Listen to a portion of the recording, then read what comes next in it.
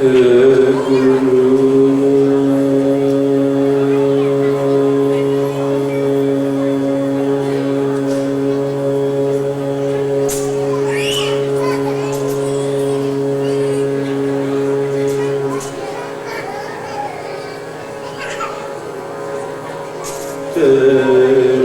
शरण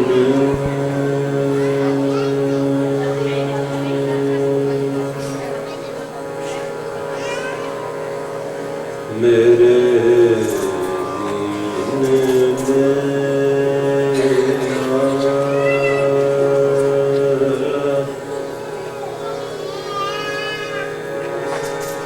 सुख सागर मेरे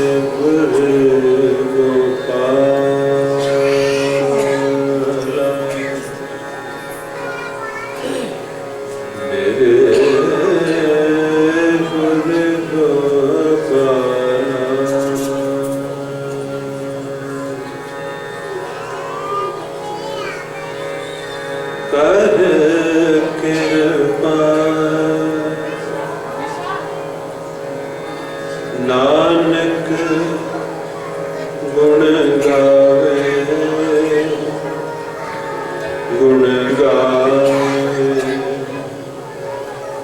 राखो शरण आषाढ़ी जियो मेरे वाहे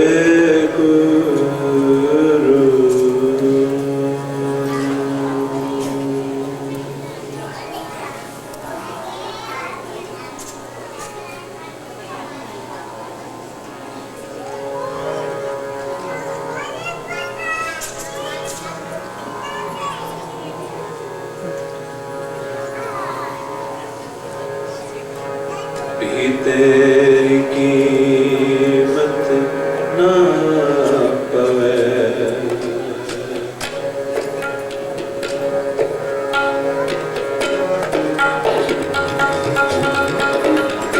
तेरी कीमत ना पवे और केवल आखा तेरी कीमत ना पवे तेरी कीमत ना पवे और केवल आखा ना तेरी कीमत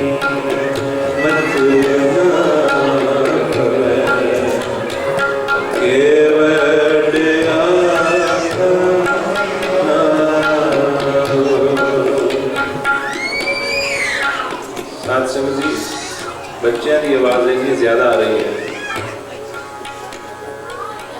ये कहने तो बिना ही वो बच्चे जो छोटे हैं उन्होंने मातावां बहना उन्होंने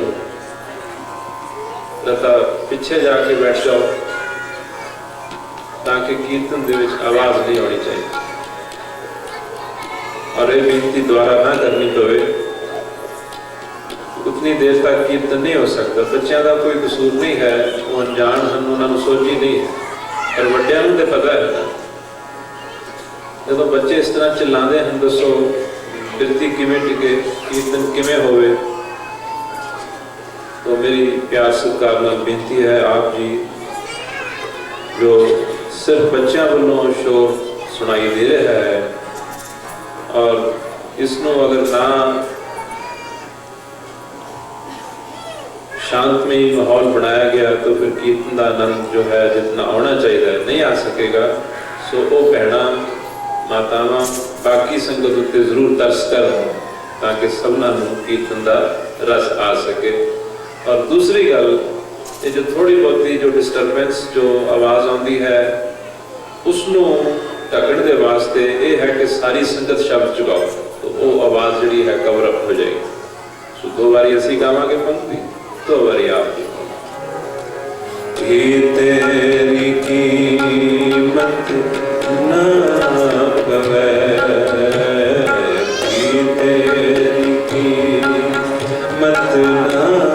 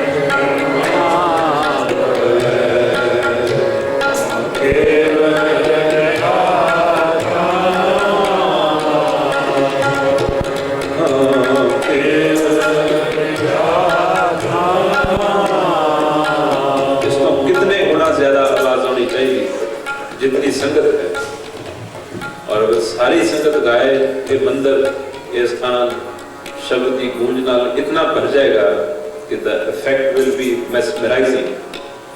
आप कोशिश करके देखो, अपनी चिश्त को दूर करो, शब्द दे विच प्रेम नाल सारी संगत गाओ।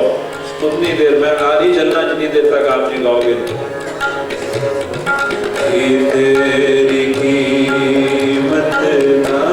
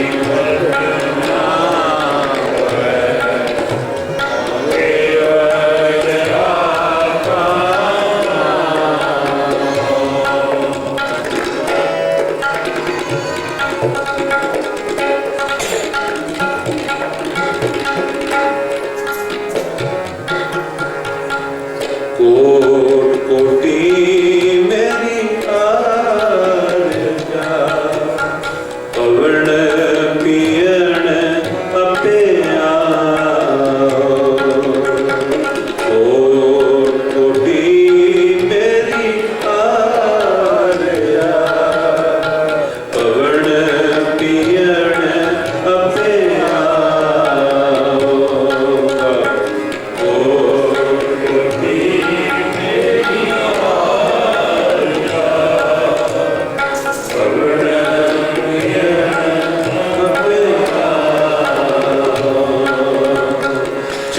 सूरज दोए गुफ न देखा, सुपने सोड़ न खाओ।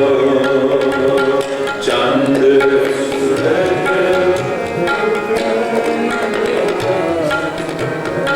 सुपने सोड़ न खाओ। चंद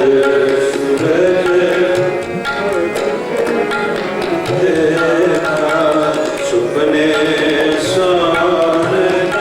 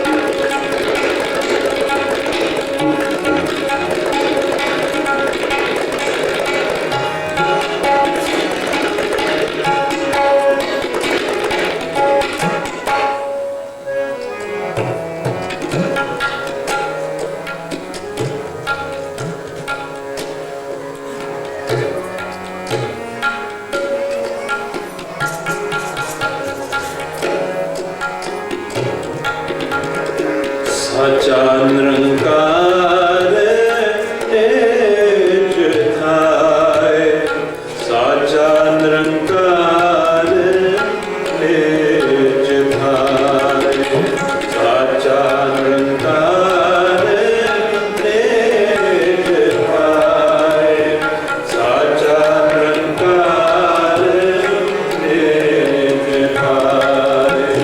सुन सुन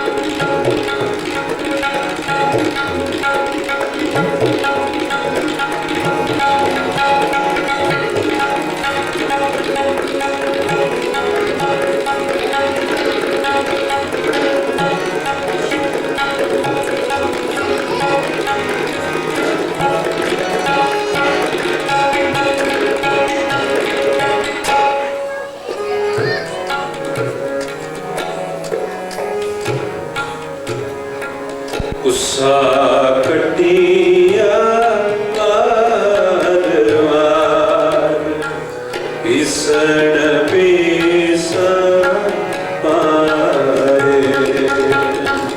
गुस्सा कटिया वार वार, भीषण भीषण पारे।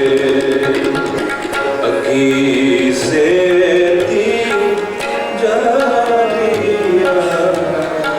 भस्म से रल जाओ,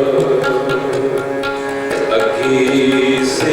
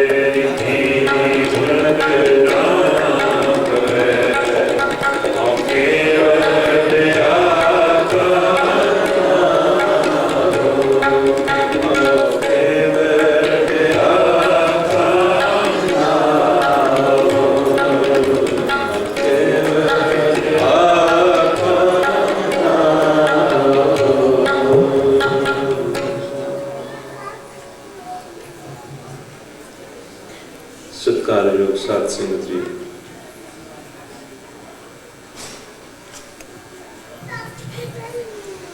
ਗੁਰੂ ਬਾਬਾ ਜੀ ਦੀ ਹਜ਼ੂਰੀ ਦੇ ਵਿੱਚ ਆਏ ਹਾਂ।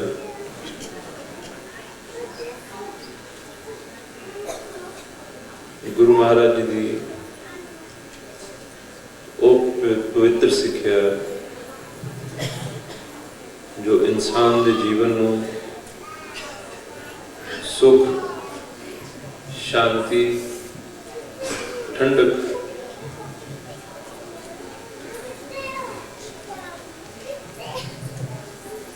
इत्थे दे जीवन में भी और इसके परलोक में भी सुधार दी है। उस पवित्र सिक्ख्या नूं असीं सुनन लई आए। उस करके अपने मनां नूं एकाग्र करो, विचार के सन्मुख करो और बड़ी श्रद्धा के नाल ये शब्द गुरु नानक देव जी महाराज का उच्चारिया है। सत्कार बख्शो, श्रद्धा बख्शो, श्रद्धा के नाल इस शब्द की विचार को सुनो कि गुरु बाबा नानक देव जी महाराज इस शब्द दे विच, इस शब्द दे राही साडी झोली दे विच की पाउंदे हन।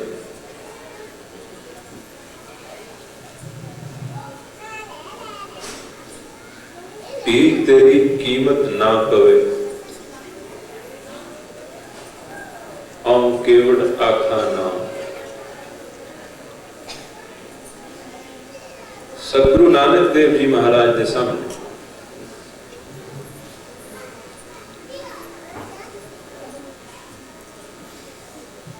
कोई ऐसी वस्तु है, उन्होंने सामने कोई ऐसा जगत है, उन्होंने दृष्टि दे विच कोई अजिही चीज आ रही है जिसनों वो कहते हैं इसकी कीमत नहीं पाई जा सकती। सोचो भला की होएगा।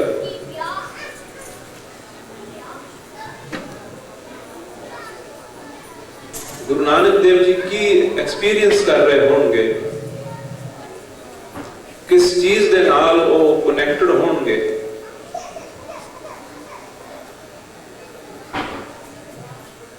किस चीज नूं वो इंजॉय कर रहे होंगे।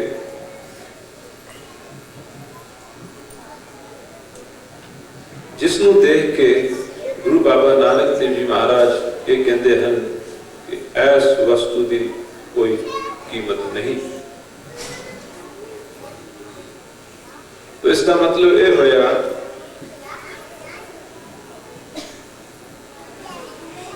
दो किस्म के संसार हैं।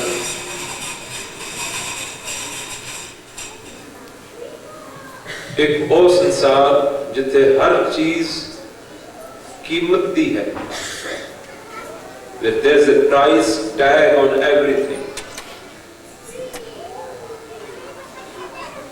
पर एक संसार, एक वर्ल्ड ऐसा है जिथे भी किसी भी चीज के उत्ते कोई भी प्राइस टैग नहीं लगाया जा सकता। जिस चीज के उत्ते प्राइस टैग लग जाए, price may be very high but still it is saleable. ये विकाऊ है।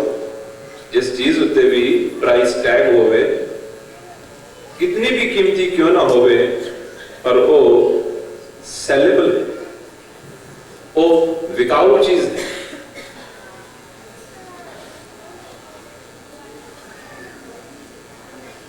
जो विकाऊ चीज होवे उसनू असी अमोलक नहीं आ सकते, आख सकते, अमूल नहीं आख सकते, उसनू असी इनवैल्यूएबल नहीं आख सकते, उसनू असी प्राइसलैस नहीं आख सकते। परंतु गुरु नानक देव जी महाराज एक ऐसी दुनिया च विचरदे हैं जिस दुनिया दे विच उन्हां दे पास जो कुछ भी है वो विकाऊ नहीं है, उस उत्ते कोई भी प्राइस टैग नहीं लग सकता। असी अपनी जिंदगी दे विच ध्यान दे नाल देखने की कोशिश करिए।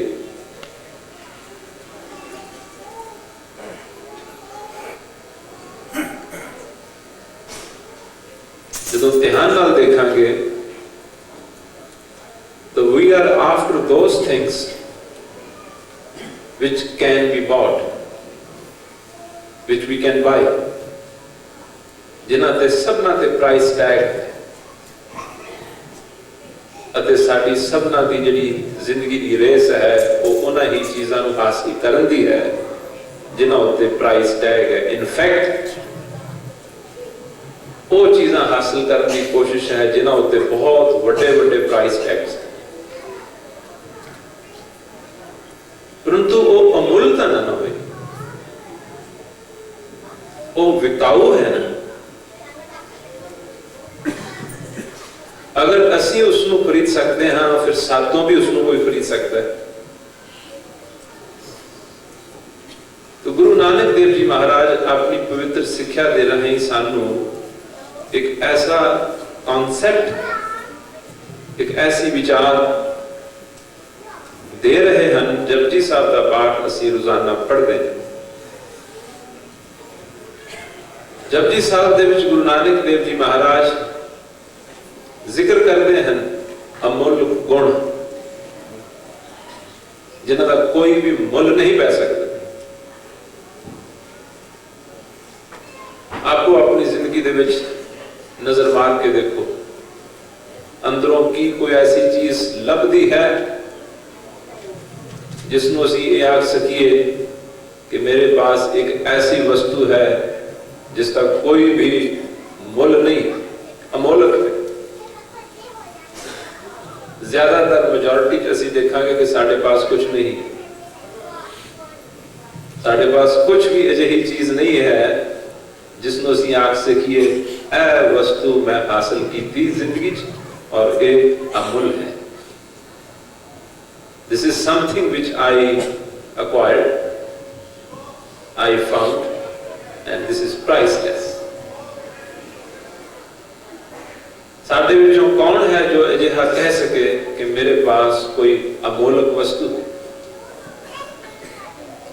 गुरु नानक देव जी महाराज आखते हैं, जपजी साहब पढ़ते सी जाने,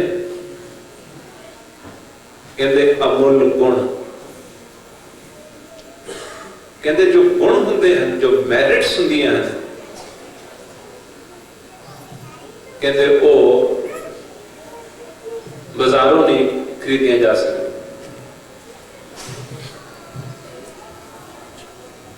अमूल गुण अमूल व्यापार, अमूल व्यापारी अमूल भंडार, अमूल आवे अमूल ले जाए, अमूल पाए अमूला समा रखे, अमूल धर्म अमूल दीवान, अमूल तुल अमूल प्रमाण, अमूलो अमूल आख्या ना जाए। कहते वो इतना अमूल है, भाव बियॉन्ड प्राइस टैग है कि उसके मतलब कुछ क्या है ही नहीं जा सकता। तो आइडिया की है कि साडी जिंदगी दे विच फुलफिलमेंट उदों आनी है, फुलफिलमेंट उदों आनी है अंदरों असी इन रियलिटी रिच उदों बनना है जदों कोई अजिही चीज अंदर होई जिसके सरूर ने सानू मस्त रखना है कि आ वस्तु है मेरी जिंदगी जो मैं हासिल की है और इस चीज की कोई भी कीमत नहीं है। That is why I am the richest person in the world, क्योंकि ये वस्तु और किसी के कोल नहीं।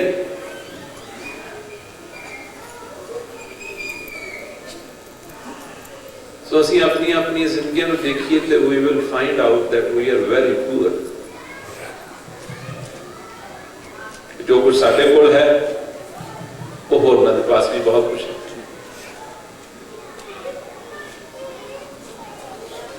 और कोई किते भी पहुंच जाए, कुछ भी हासिल कर ले, कोई ना कोई उसको आगाज जरूर होएगा, कोई ना कोई उसको डिफीट जरूर कर रहा होएगा, जिस करके इंसान को कभी भी पूरी सैटिस्फैक्शन नहीं आ सकती।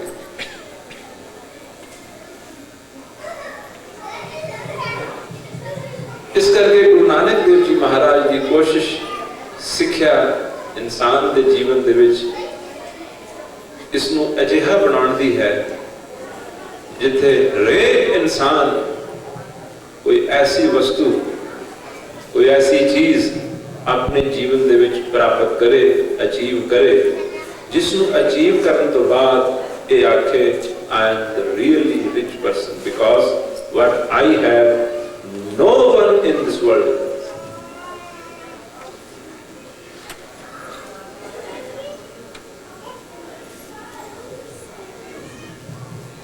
बस इस उत्ते पॉन्डर करने की जरूरत है। जितना इस उत्ते पॉन्डर करांगे इस थॉट प्रोसेस कर जाके बाद दे विच बार बार सोचांगे कि किहड़ियां चीज़ां लई असीं घूमदे फिरदे हैं, की कुछ साडे पास है। हर चीज के उत्ते कीमत है। जिस चीज उत्ते कीमत लगी है वो बाजारी चीज है, वो विकाऊ चीज है। परंतु गुरु बाबा नानक देव जी महाराज जी जदों दुनिया च असीं आने हाँ, it means we are entering into a world which talks about those things which are invaluable things. So जदों असीं इत्थे आके वो चीज़ां मंगदे हाँ जिन्हां उत्ते कीमत है, इसदा मतलब असीं गलत चीज मंग रहे हैं, क्योंकि ये संसार ही ऐसा है जिहड़ा वो कुछ दिता है जिसनू पा के इंसान नू फुलफिलमेंट हासिल हो जाए। आइडिया मेरा ऐसे आपकी सेवा अर्ज करना कि फुलफिलमेंट जो है वो सिर्फ उदों ही आ सकती है जदों किसी इंसान के पास कोई अजिही वस्तु होवे जिसके उत्ते कोई भी कीमत ना लगाई जा सके, उदों ही इंसान को फुलफिलमेंट आ सकती। अदरवाइज इसनू फुलफिलमेंट नहीं आ सकती। अगर फुलफिलमेंट ना आवे which means there will be some lack, and that lack will keep on haunting us. That lack will keep on giving us pain forever and ever. ਤੇ ਅਸੀਂ ਉਸ ਲੈਕ ਨੂੰ ਭਰਨ ਦੇ ਵਾਸਤੇ ਕਦੇ ਕਿੱਧਰ ਭਟਕਾਂਗੇ, परंतु किसी भी चीज के नाल उस थोड़ ने, उस कमी ने, उस लैक ने पूरा नहीं होना है। तो आओ आज गुरबाणी दे विचों समझिए कि वो केड़ी वस्तु है जिसनू पाके इंसान झोंपड़ी दे विच भी रहिंदा होवे, एक टुट्टी छपरी दे विच भी, हट दे विच भी रहिंदा होवे, तां भी उसके सामने मोनार्क्स जो हैं वो भी उसको अपने तो छोटे लगन। आखते हैं एक दफा सिकंदर जो एशिया उत्ते चढ़ाई कर लगा तो एक फकीर के पास दुआ लैन चल गया कि मेरे लिए अरदास करो, मैं रेड कर लगा हाँ एशिया ते मेरे लिए दुआ करो, अरदास करो कि मैं जित हासिल करा। तो साधु फकीर दरिया के किनारे धुप्पे रेता के उत्ते सन इंजॉय कर रहे थे।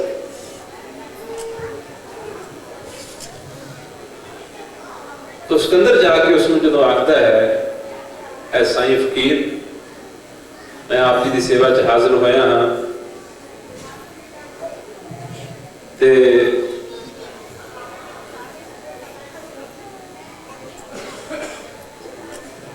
मैं आप जी तो कुछ मंगण आया हाँ, पर पहला दसो आप जी की मैं की सेवा कर सकता, कोई सेवा दसो मैं आप जी की जो कर सका।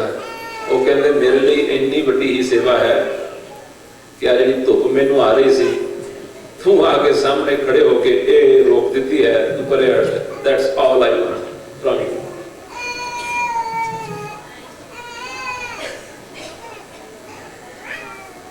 तो सिकंदर अपने आप को इतना छोटा महसूस किया। तो कहते तू मैनू की दे सकता, तू तो खुद में तो मंगना है।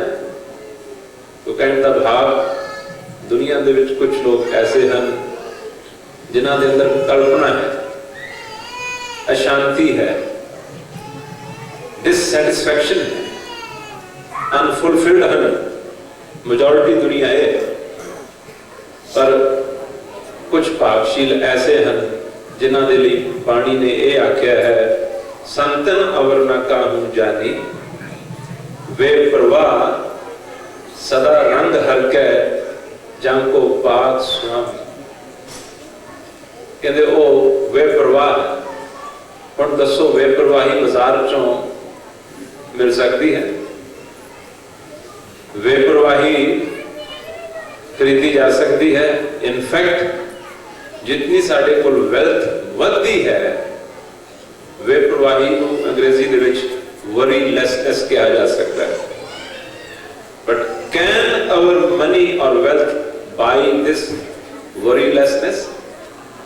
In fact, the more wealth will grow, the more the worry will grow.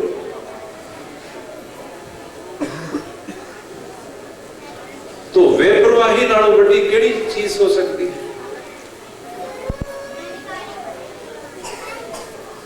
संतन अवर ना काहू जानी, संतां दे पास की हुंदा है बेप्रवाही होती है। संतन अवर ना काहू जानी ऊंच समाना ठाकुर तेरो अवर ना काहू तानी। निर्भव होए रहे रंग एक है, कहते वो निर्भव होके जीते हैं, उन्होंने जिंदगी कोई डर नहीं होता। साड़ी जिंदगी in fact the most powerful people in this world needs more protection. Why? Because of the fear. जिसको fear है उसे नहीं protection की लोड़ पैगी, जिसको fear ही नहीं है उसको protection की जरूरत पैगी। तो इस करके साड़ी जिंदगी जितनी ज्यादा असी समझते हैं प्रॉस्परस होती जाती है उतनी ही सानू प्रोटेक्शन की जरूरत पैंदी है। बिकॉज जितनी प्रॉस्परस होती है मटीरियलिस्टिक लेवल पे उतना ही नाल दी नाल फियर बढ़ता जाता है। परंतु संतां दे पास की चीज होती है, उन्हां दे पास फियर ही नहीं होती। उन्हां दे पास जब फियर नहीं है तो उन्होंने किसी और की प्रोटेक्शन की जरूरत नहीं। इस तो बड़ी अमीरी होर की हो सकती। सो वे प्रवाही नालों निडरता नालों कोई बड़ी अमीरी हो सकती है। संतोख नालों कंटेंटमेंट नालों बड़ी कोई अमीरी हो सकती है।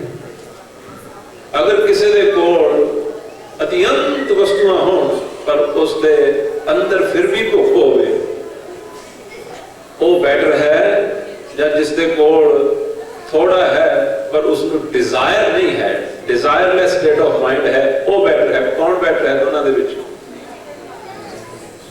जो डिजायरलेसनेस दे विच है वो बेटर। तो ये जो वस्तुआं हैं गुरु महाराज जी आखते हैं, ऐ प्रभु तेरे नाल जुड़न दे विच जो मिलता है वो है जो बाजारों नहीं खरीदा जा सकता, जो किसी भी कीमत के नाल नहीं खरीदा जा सकता। तो सुखमनी साहब की एक पंक्ति, एक श्लोक अखीर जो आता है शब्द, सारे बोले की कुछ मिलता है। खेम शांत रिद नव निद, अगे बोलो, खेम शांत रिद नव निद, बुद्ध ज्ञान सर्व तह सिद्ध, विद्या तप जोग प्रभ ध्यान, ज्ञान श्रेष्ठ उत्तम स्नान, चार पदार्थ कमल प्रकाश, सबके मद सगल ते उदास, सुंदर चतुर तत् का बेता, समदर्शी एक दृष्टेता, ए फल तिस जन के मुख बने, गुरु नानक नाम वचन मन सुने। गुरु बाबे की सिक्ख्या सुनने दे नाल कहते these are the fruits। बहुत ज्यादा समा नहीं क्योंकि आज 12:30 सही समाप्त करना, परंतु ब्रीफली खेम का मतलब होता है हैप्पीनेस, और साढ़े को सब कुछ है happiness. Even though we are happy, still we are not happy, because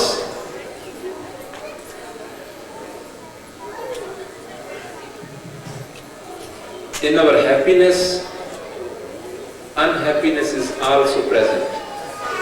It is hidden somewhere. It is just on the other side of the coin. So unhappiness हमेशा है, और unhappiness हम दसो कोई अमोलक वस्तु है या मोल वाली चीज है? अमोलक है या मोल वाली? अमोलक। और जिसके कोल अमोलक वस्तु हैप्पीनेस है, उस जितना कोई अमीर हो सकता है। खेम का मतलब ओ हैप्पीनेस जिसने कदे अनहैप्पीनेस दे विच नहीं बदलना।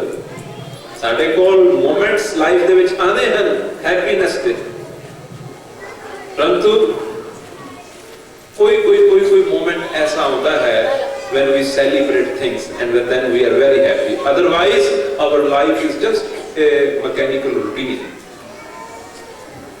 But once in a while marriage anniversary आ गई,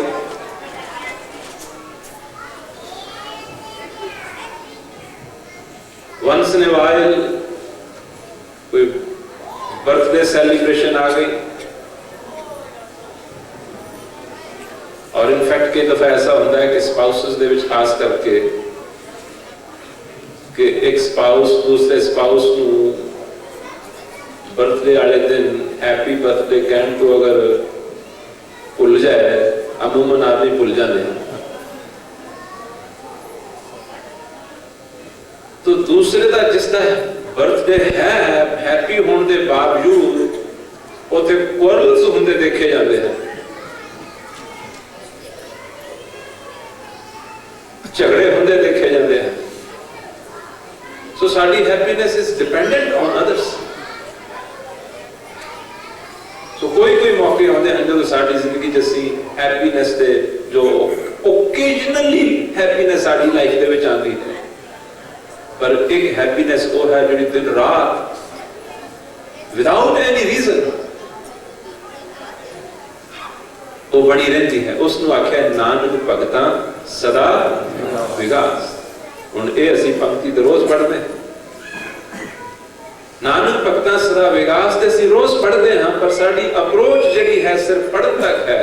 we never go deeper in the thought process कि ये जिहड़ी नानक भगतां सदा विगास की स्टेट ऑफ माइंड है, ये मैनू कदों प्राप्त होएगी, मेरे पास ये है या नहीं, बस वो साडे लिए पढ़ देना काफी।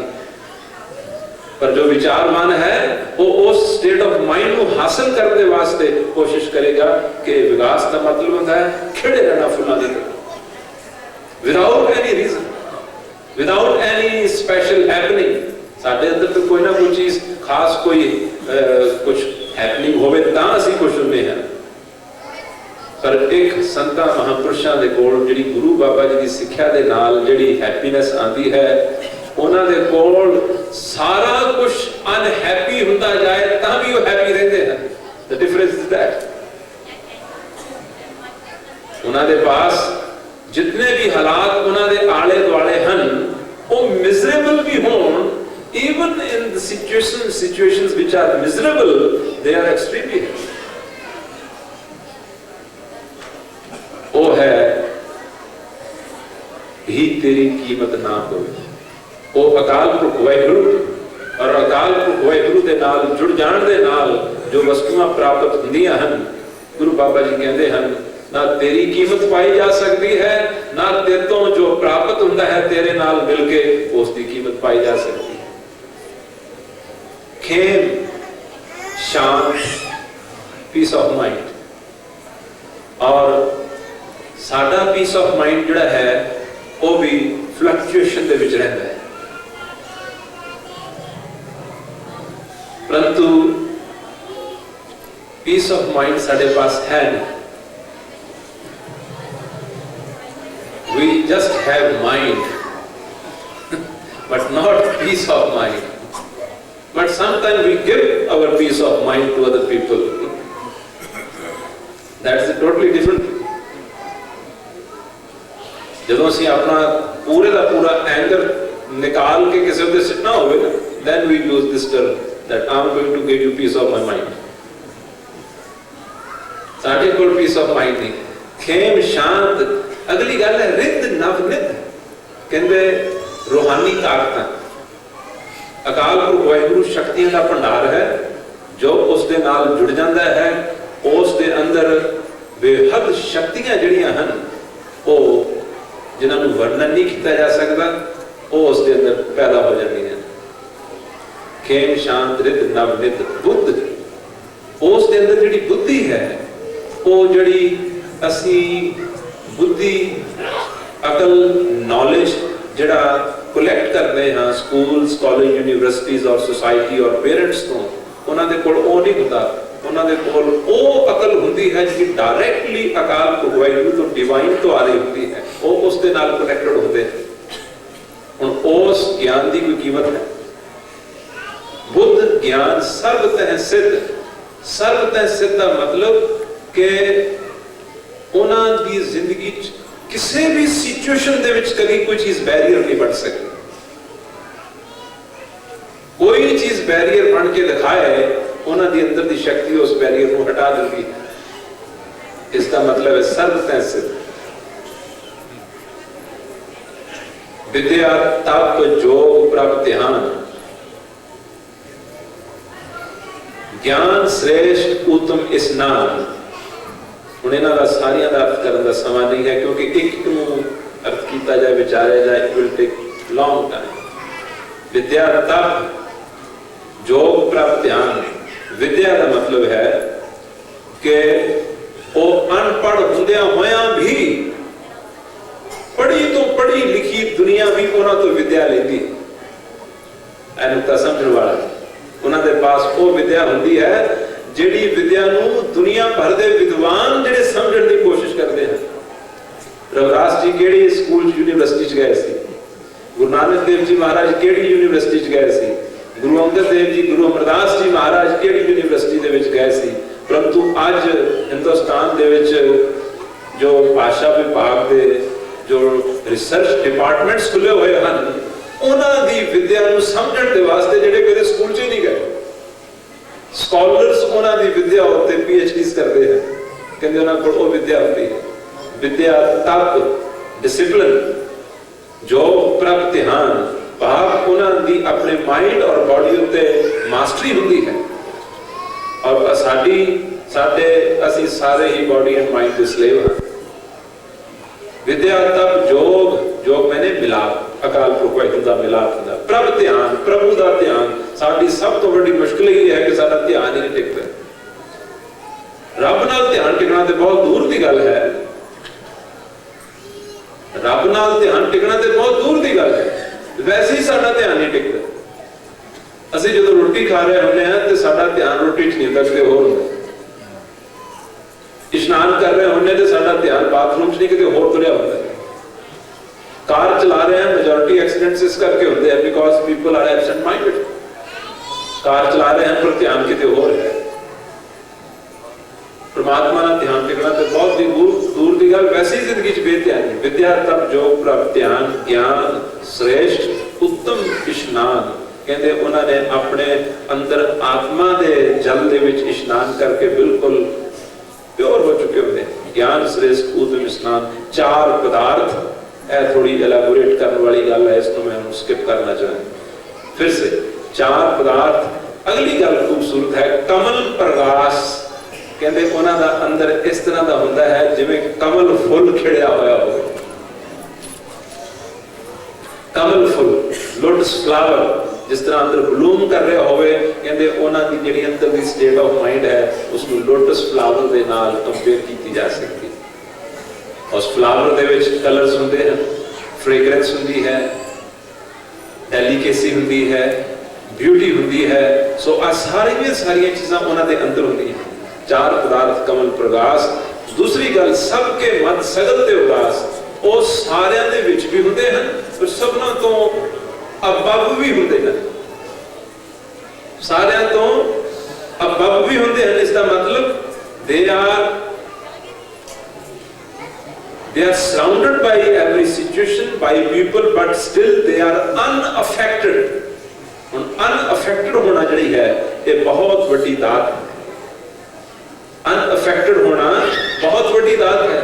वो खुशी आवे ता भी अफेक्टेड नहीं होंदे, गमी आवे ता भी अफेक्टेड नहीं होंदे। ऐ ही असीं पढ़ते ना सुखमनी साहब, तैसा हरख तैसा उस सो। ये दोनों चीज़ें उसको अफेक्ट नहीं करती।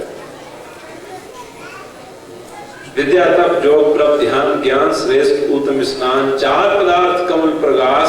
सबके मद सगल ते उदास। आगे की है समदर्शी एक दृष्टेता। विद्या तप जोग प्रभ ध्यान ज्ञान श्रेष्ठ उत्तम स्नान। चार पदार्थ कमल प्रकाश। सबके मद सगल ते उदास। सुंदर चतुर। वो इंसान 70 साल के भी हो जान, 80 साल के भी हो जान, तां भी उन्हां दी यूथफुलनेस है वो कायम रहिंदी है, क्योंकि स्टेट ऑफ माइंड दे विच फर्क नहीं आता। इस करके सुंदर रहिंदे हैं। बाकी सानू कलयुगी जीवां नूं ज्यों ज्यों असीं बुढ़े होने हाँ जां सानू अपने बाल रंगने पैंदे हैं ताकि असीं अगर उम्र कुछ होर होवे ते दिखा कुछ होर सकीए, जहाँ सानू अपनी जो स्किन वगैरह की फेस अपलिफ्ट करानी पैंदी है ताकि साडियां झुरड़ियां ना दसन। सुंदर असीं हुंदे नहीं पर मैकेनिकली असीं अपने आप को उस तरह के बनाने की कोशिश मॉडिफाई करते रहते हैं। ज्यों ज्यों एजिंग होंदी है त्यों त्यों असीं अपने आप को मॉडिफाई करने की कोशिश करते हैं। सुंदर असीं हुंदे नहीं परंतु वो बुजुर्गी दे विच जाके होर भी खूबसूरत हो जाते हैं। सुंदर चतुर एक्सट्रीमली इंटेलिजेंट। सुंदर चतुर तत्व का बेटा अते इस जगत की रियलिटी जो बुझण की विचार चलती रही पिछले दिनों कहते उसको जानते हैं। सुंदर चतुर तत्व का बेटा। समदर्शी एक दृष्टेता। इसका भाव समदर्शी का मतलब उन्हां दी निगाहां दे विच सारे बराबर है। उन्हां दी निगाहां दे विच सबना दे विच उन्हां नूं रब दिसदा है। उन्हां दा ना कोई वैरी हुंदा है ना कोई उन्हां दा बेगाना हुंदा है, ना कोई उन्हां दा मित्र हुंदा है ना कोई उन्हां दा शत्रु हुंदा है, ना उन्हां लई कोई अमीर हुंदा है ना उन्हां लई कोई गरीब हुंदा है। ऐ स्टेट ऑफ माइंड उन्हां दी हुंदी है। आ जितनियां भी स्टेट ऑफ माइंड्स दे विच जितनियां भी एट्रीब्यूट्स असीं हुण विचारीਆਂ ਹਨ इन्हां दी कोई कीमत है? अगर कोई इंसान, if somebody is carrying all these things which I have just mentioned, अंदाजा लगाओ उस इंसान की जिहड़ी अमीरी, उसकी रिचनेस ਨੂੰ ਕਿਸੇ चीज़ नाल कंपेयर किया जा सकता है? गुरु नानक देव जी महाराज ये कहते हैं भी तेरी कीमत ना होवे, है प्रभु तेरी कीमत नहीं पाई जा सकती, तू अमुल है। और अगर असी उस दे नाल जुड़ांगे जिहड़ा आप प्राइसलैस है, उस तो सानू वो वस्तुआं मिलणगियां जिहड़ियां प्राइसलैस होणगियां, वो सानू अंदरली रिचनेस देणगियां। तू चुप्पी खिमा प्यार नाल इस पंक्ति नूं गौर करके समाप्त कर। तेरी कीमत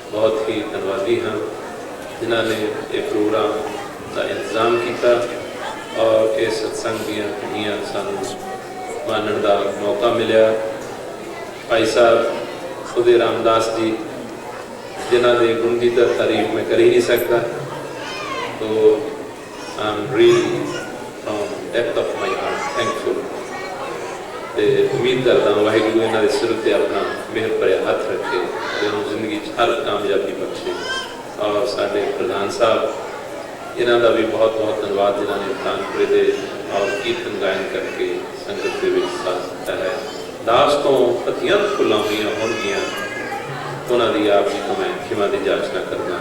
वाहिगुरू जी का